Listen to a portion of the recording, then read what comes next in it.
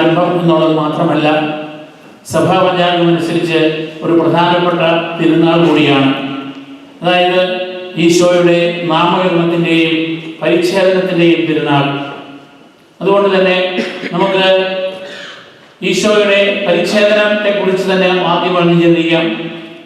ഉൽപ്പത്തി പുസ്തകത്തിന്റെ 17-ാം അധ്യായം 12-ാമത്തെ വാക്യത്തിൽ നമ്മൾ കാണുന്നുണ്ട്. ഇന്ന് ആദ്യമായി നമ്മൾ വായിച്ചു കേട്ടതുപോലെ അബ്രാഹത്തെ ദൈവം ജനതകളുടെ പിതാവായി തിരഞ്ഞെടുക്കുന്നു. അവനുമായി ഒരു ഉടമ്പടി ചെയ്യുന്നു. അവന്റെ കുടുംബത്തെ ദൈവം തന്നെ സ്വന്തമാക്കുന്നു. അവന്റെ സന്താന പരമ്പരകൾക്ക് അത് ആകാശത്തിലെ നക്ഷത്രങ്ങൾ പോലെയും ഭൂമിയിലെ മണൽത്തരികൾ പോലെയും ധാരാളം സന്താനങ്ങളെ നൽകും. അവരിൽ നിന്ന് രാജാക്കന്മാർ ഉത്ഭവിക്കും. അവരുടെ സ്വന്തം ജനമായിരിക്കും. ഞാൻ അവരുടെ ദൈവമായിരിക്കും എന്നൊക്കെ ദൈവം ഉടമ്പടി ചെയ്യുകയാണ്. അതോടൊപ്പം തന്നെ ദൈവം ആ ഉടമ്പടിയുടെ പ്രതീകമായി 2 കാര്യങ്ങൾ ചെയ്യുന്നുണ്ട്. ഒന്ന്, നിങ്ങളുടെ കുടുംബത്തിൽ ജനിക്കുന്ന 8 ദിവസം പ്രായമാകുമ്പോൾ ഒരു കുഞ്ഞിനെ പരിച്ഛേദനം ചെയ്യണം.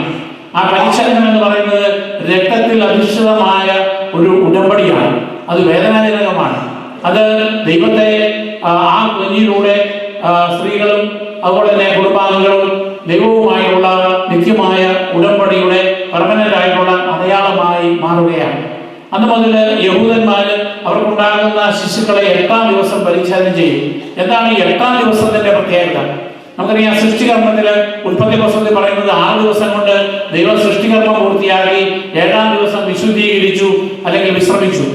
അതിനുശേഷം 8 എന്ന് പറയുന്നത് ഒരു പുതിയ ആഴ്ചയുടെ ആരംഭമാണ്. അതുപോലെ തന്നെ അവരുടെ ജീവിതത്തിന്റെ നവീകരണത്തിന്റെ പ്രതീകമാണ് ഈ 8-ാം ദിവസം എന്ന് പറയുന്നത്. അപ്പൊ അതുകൊണ്ട് നമ്മുടെ ജീവിതത്തെ നവീകരിക്കുകയാണ്. പുതുവർഷം ആരംഭിക്കുമ്പോഴും നമ്മുടെ ജീവിതത്തെ നവീകരിക്കുവാൻ നമ്മൾ ശ്രമിക്കുന്നു. അതുപോലെ തന്നെ 8-ാം ദിവസം നടക്കുന്ന പരിച്ഛേദനവും അതൊരു നവീകരണത്തിന്റെ അവസ്ഥ ആയി മാറുകയാണ്. മറ്റൊന്ന്, ഈശോ ദൈവം അബ്രാഹാമിന്റെ പേര് മാറ്റുകയാണ്. ഇനി മുതൽ നിന്റെ പേര് അബ്രാഹാം എന്നല്ല, അബ്രാഹാം എന്നായിരിക്കും. അതായത് ദൈവം തന്നെ അവനെ സ്വന്തമാക്കുകയാണ്. ഇതുവരെ നിന്റെ മാതാപിതാക്കന്മാർ നിനക്ക് ഇട്ട പേരല്ല, മറിച്ച് ഞാൻ നിന്നെ സ്വന്തമാക്കിയിരിക്കുന്നു. അവിടെ ഞാൻ നിന്റെ പേര് മാറ്റുകയാണ്. അതുപോലെ തന്നെ സാറായി എന്നുള്ള പേര് ഞാൻ മാറ്റുകയാണ്. അവിടെ ഇനി സാറായി എന്ന് വിളിക്കപ്പെടും. അപ്പൊ അതുകൊണ്ട് ഈ പരിച്ഛേദന ദിവസമാണ് ഈ ശിശുവിന് ഒരു പുതിയ പേര് നൽകുക. അതുകൊണ്ടാണ് സാറയോഹന്നാൻ ജനിച്ചു കഴിഞ്ഞപ്പോൾ സക്കറിയായോടും എലിസബത്തിനോടും ഒക്കെ 8-ാം ദിവസം പരിച്ഛേദന നടത്തുന്നു. അത് ശാബത ദിവസമാണെങ്കിൽ പോലും, അതായത് ജോലികൾ ചെയ്യുന്നത് നിഷിദ്ധമാണെങ്കിൽ പോലും 8-ാം ദിവസം പരിച്ഛേദന നടത്തിയിരിക്കണം. കാരണം ഒരു കുഞ്ഞ് ജനിച്ചു കഴിഞ്ഞ് ഒരു ശാബതം ആചരിച്ച ശേഷം 8-ാം ദിവസം ഈ നവീകരണം നടത്തുന്നു. ആ പാരമ്പര്യം അനുസരിച്ച് തന്നെയാണ് നമ്മുടെയൊക്കെ പ്രായം ചെന്നവരുടെയൊക്കെ സർട്ടിഫിക്കറ്റ് നോക്കിക്കഴിഞ്ഞാൽ അറിയാം. മാമോദിസ സർട്ടിഫിക്കറ്റില് നമ്മൾ ജനിച്ചു കഴിഞ്ഞ് 7-ാം ദിവസമോ 9-ാം ദിവസമോ ഒക്കെ ആയിരിക്കും നമ്മുടെ മാമോദിസ മുക്കിയിരിക്കുന്നത്. കാരണം അതാണ് നമ്മുടെ യഹൂദ പാരമ്പര്യ പ്രകാരം സഭകളുടെ കാനോനിക നിയമം അനുസരിച്ചും ഒരു കുഞ്ഞ് ജനിച്ച് ഏതാണ്ട് നാളുകൾക്കകം ആ കുഞ്ഞിനെ മാമോദിസ മുക്കണം. പഴയ കാലത്തെ രജിസ്റ്ററുകളൊക്കെ നോക്കിക്കഴിഞ്ഞാൽ പഞ്ചായത്തിന് കൊടുത്തിരിക്കുന്നത് മാതാപിതാക്കന്മാരുടെ പേര് കഴിഞ്ഞിട്ട് കുട്ടിയുടെ പേര് കൊടുക്കുന്നത് ആൺകുട്ടി അല്ലെങ്കിൽ പെൺകുട്ടി എന്നാണ്. അതിന്റെ കാരണം കുഞ്ഞിന്റെ പേരിടുന്നത് മാമോദിസയുടെ സമയത്താണ്. മാതാപിതാക്കന്മാർ തീരുമാനിക്കും ഏത് പേരാണ് ഇടുന്നത് എന്ന്. പക്ഷെ അത് ഗിവൺ നെയിം എന്നാണ് പറയുക. ഏതാണ് ഗിവൺ നെയിം? വല്യപ്പന്റെ പേരോ വല്യമ്മയുടെ പേരോ ആണ് ആ ഗിവൺ നെയിം എന്ന് പറയുന്നത്. സർനെയിമാണ് നമ്മുടെ ലാസ്റ്റ് നെയിം, മറ്റേത് ഫസ്റ്റ് നെയിം. ഇവിടെ അമേരിക്കയിലെ രീതി വരുമ്പോൾ അപ്പൊ അങ്ങനെ നൽകപ്പെടുന്നതായ ആ പേര് മാതാപിതാക്കന്മാർ വൈദികനെ അറിയിക്കുകയും സഭയുടെ പ്രതിനിധിയായി ദൈവത്തിന്റെ പ്രതിനിധിയായി ആദ്യമായി ആ കുഞ്ഞിനെ പേര് വിളിക്കുന്നത് ഈ മാമോദീസായുടെ സമയത്താണ്. ആ പേര് വിളിച്ചുകൊണ്ടാണ് ആ കുഞ്ഞിനെ തൈലാഭിഷേകം ചെയ്ത് സഭയുടെ അംഗത്വത്തിലേക്ക് പ്രവേശിപ്പിക്കുക. അപ്പൊ അതുകൊണ്ട് നമ്മളെ സംബന്ധിച്ചിടത്തോളം നമ്മുടെ മാമോദീസായി നമ്മൾ അനുസ്മരിക്കുന്ന ഒരവസരമാണ്. കാരണം നമ്മൾ ദൈവവുമായി ഉടമ്പടി ചെയ്തവരാണ്. മാമോദീസായിലൂടെ ദൈവവുമായി നമ്മൾ ഉടമ്പടി ചെയ്തു, സഭയിലെ നമ്മൾ അംഗമായി. അതുകൊണ്ട് തന്നെ സഭയോടും ദൈവത്തോടും വിശ്വസ്തത പുലർത്തുവാനും ദൈവത്തിന്റെ പ്രമാണങ്ങൾ കൃത്യമായി പാലിക്കുവാനും നമ്മൾ വിളിക്കപ്പെട്ടിരിക്കുന്നു. അതോടൊപ്പം തന്നെ വിവാഹത്തിന്റെ കൂദാശ അതൊരു ഉടമ്പടിയാണ്. അവിടെയും നമ്മൾ പരിചരണത്തിന്റെ മറ്റൊരു അനുസ്മരണയായ വീഞ്ഞ് പരസ്പരം നൽകുന്നുണ്ട്. അപ്പൊ അത് സൂചിപ്പിക്കുക നിത്യമായും നിങ്ങളുടെ സ്നേഹത്തിൽ മരണം വരെ നിലനിൽക്കണം എന്നുള്ളതിനെ അനുസ്മരിപ്പിക്കുന്ന ഉടമ്പടിയാണ്. പക്ഷേ ഈ ഉടമ്പടികളൊക്കെ ലംഘിക്കപ്പെടുന്ന ഒരു അവസ്ഥാവിശേഷങ്ങളിലേക്ക് കടന്നു വരാറുണ്ട്. പലപ്പോഴും ദമ്പതികളിലുള്ള അഭിപ്രായം ഭിന്നത, ആ ഉടമ്പടികളിൽ ഉണ്ടാകുന്ന അവിശ്വസത, ഇന്ന് മുതൽ മരണം വരെ സുഖത്തിലും ദുഃഖത്തിലും സന്തോഷത്തിലും സന്താപത്തിലും ആരോഗ്യത്തിലും അനാരോഗ്യത്തിലും പരസ്പര സ്നേഹത്തോടും വിശ്വസ്തയോടും കൂടി ജീവിക്കാമെന്ന് ബൈബിൾ തൊട്ട് സത്യം ചെയ്തു എന്ന് വരികയും അതിലൊക്കെ എന്തുമാത്രം പാകപ്പിഴകൾ വരാറുണ്ട്, മാനുഷികമാണ്. പക്ഷേ ആ കുറവുകൾ വന്നാലും കുറവുകളെ പരിഹരിക്കുന്ന കർത്താവിന്റെ കൃപയിൽ ആശ്രയിച്ചുകൊണ്ട് അത് നവീകരിക്കുവാനുള്ള അവസരം കൂടിയാണ്. അതുകൊണ്ടാണ് ഇന്ന് മുതൽ നമ്മൾ നമ്മുടെ ഇടവകയിൽ ഈ ഫാമിലി ബോണ്ടിങ് ഇയർ ആയിട്ട് നമ്മൾ ആചരിക്കുക.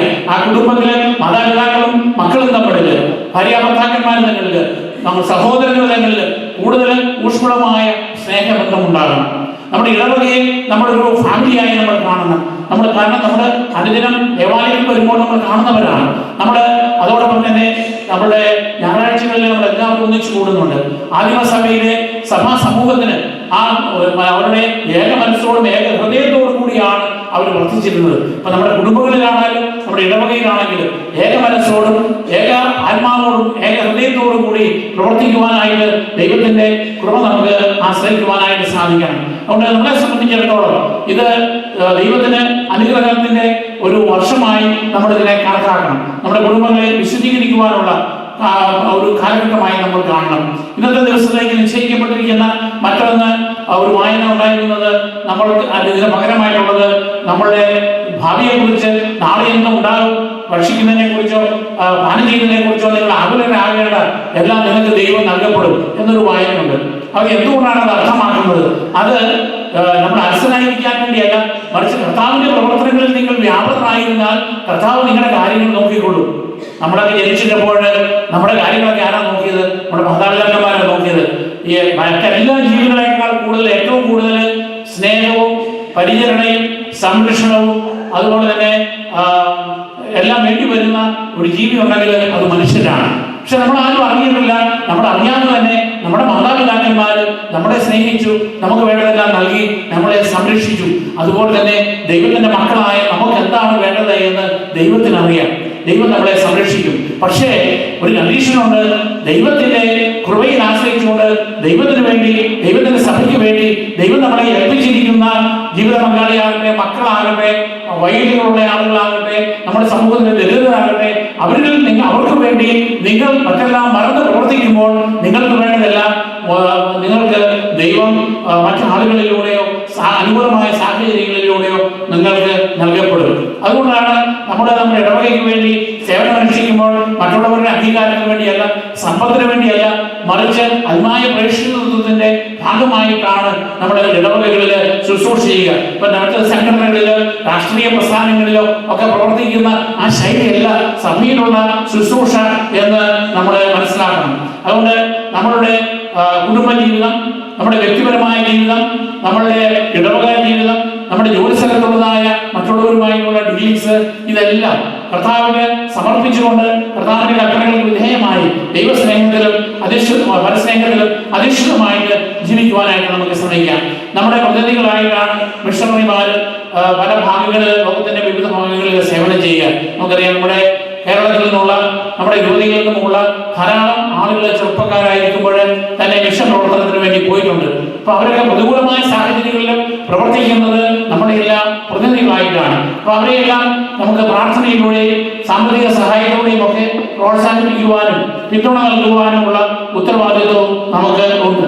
ഇന്നത്തെ നമ്മുടെ സ്വതന്ത്രാഴ്ച നമ്മൾ മിയാവ് രൂപതയിൽ നമ്മൾ എഴുതിയിരിക്കുന്ന മാതാവിന്റെ നാമത്തിലുള്ള, നമ്മുടെ ഇടവക മധ്യസ്ഥയായ അമ്മയുടെ നാമത്തിലുള്ള ആ ഇടവകയ്ക്ക് വേണ്ടി കൊടുക്കാൻ വേണ്ടിയാണ്. നമ്മുടെ ധാരണയോടെ നിങ്ങൾ അതിനെ സഹകരിക്കുക. ആ ഇടവകയിലുള്ളവരും നമ്മുടെ ഇടവകയ്ക്ക് വേണ്ടി പ്രത്യേകം പ്രാർത്ഥിക്കുന്നതാണ്. അതുകൊണ്ട് നമുക്ക് നമ്മുടെ ജീവിതത്തെ നവീകരിച്ചുകൊണ്ട് പങ്കുവയ്ക്കുന്ന മനോഭാവത്തോടു കൂടി നമ്മൾ ശുശ്രൂഷിക്കുവാനായിട്ട് ദൈവത്തിന്റെ കൃപാവരം ഈ പുതുവത്സരത്തിൽ പ്രാർത്ഥിക്കാം.